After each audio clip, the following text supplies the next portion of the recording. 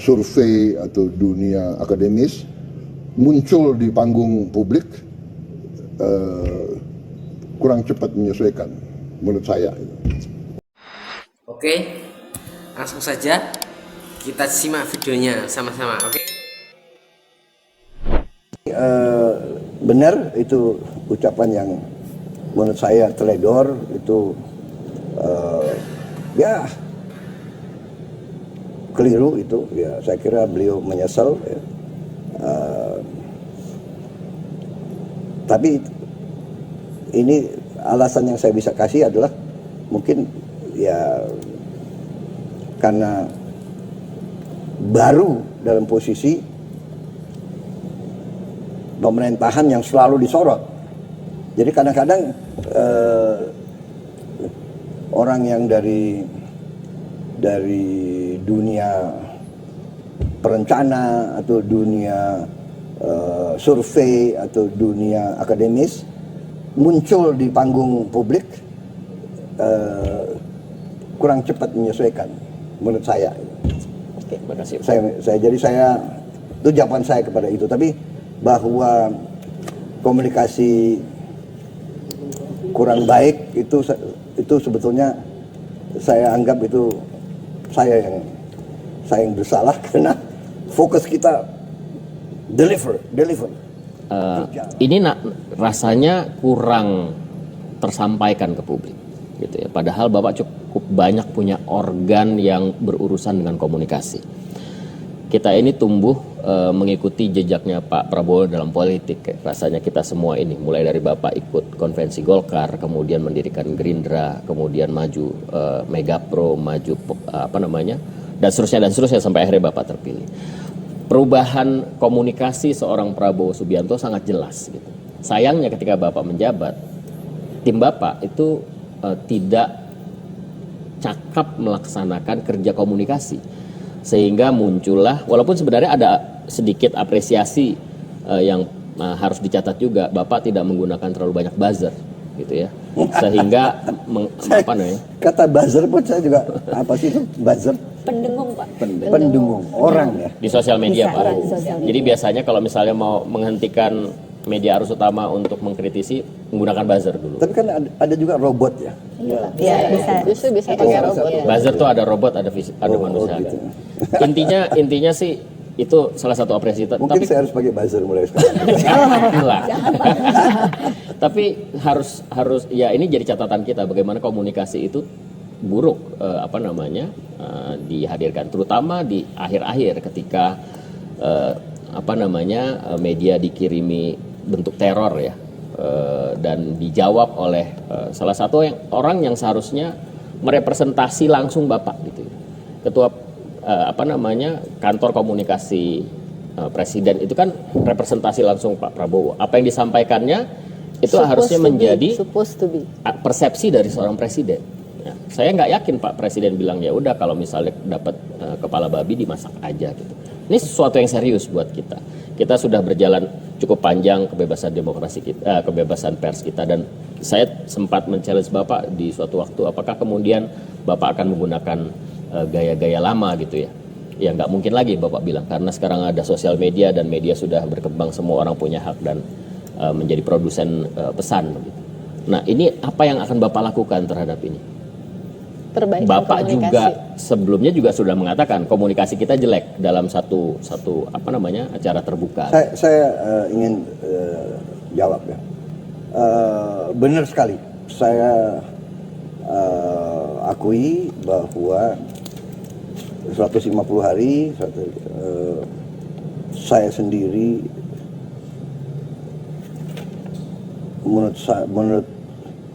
menurut pendapat saya yang bertanggung jawab, saya yang salah sebetulnya. Kenapa?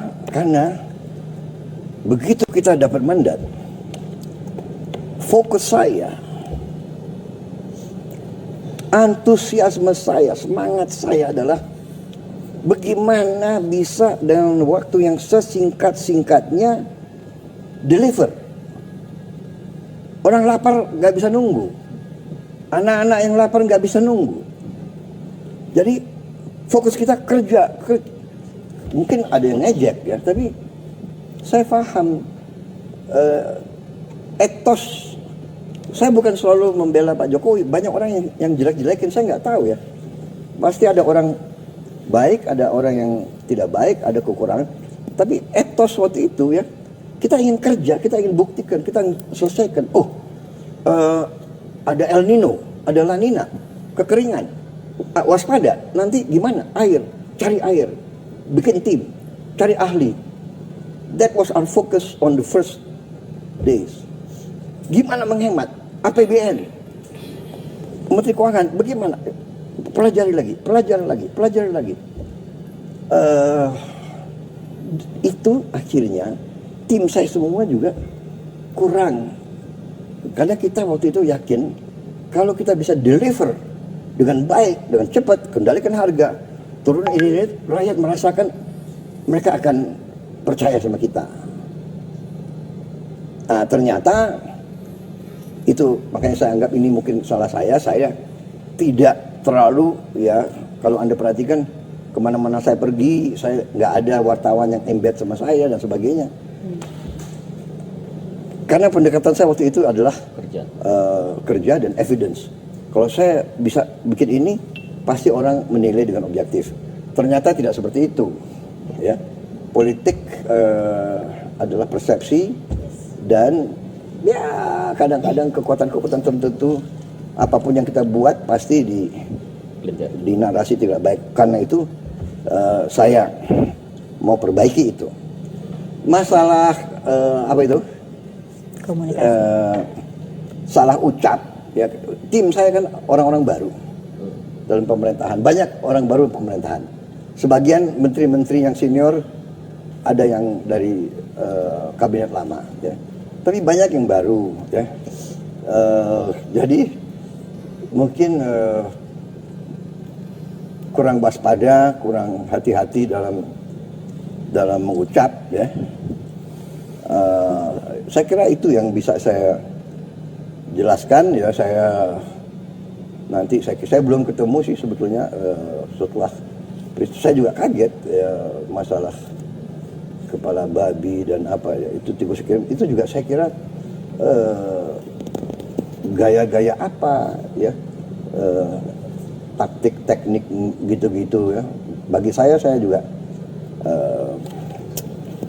saya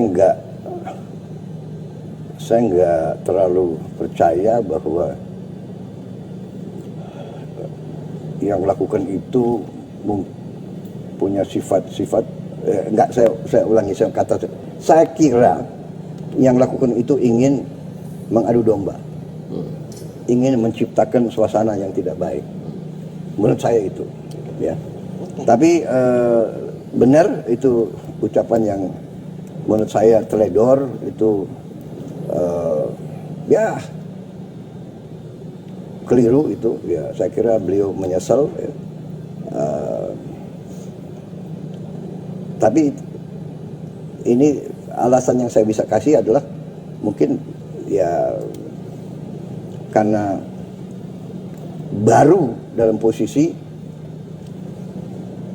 pemerintahan yang selalu disorot. Jadi kadang-kadang orang yang dari dunia perencana atau dunia survei atau dunia akademis muncul di panggung publik kurang cepat menyesuaikan menurut saya. Oke, terima kasih. Saya itu jawaban saya kepada itu. Tapi bahwa komunikasi kurang baik itu sebetulnya saya anggap itu saya yang bersalah karena fokus kita deliver kerja, rakyat nunggu apa keputusan. Pak, ini hutang para petani nelayan, hutang lama, dia nggak bisa pinjam lagi, selesaikan, hapus hutang itu. Pak, begini, jadi banyak masalah yang akhirnya harus saya selesaikan, ya kan. Tapi ya kita keluarkan keputusan cepat, kita keluarkan Sehingga on the whole saya lihat saya cukup bangga dengan apa yang kita capai dalam 150 hari. Dan saya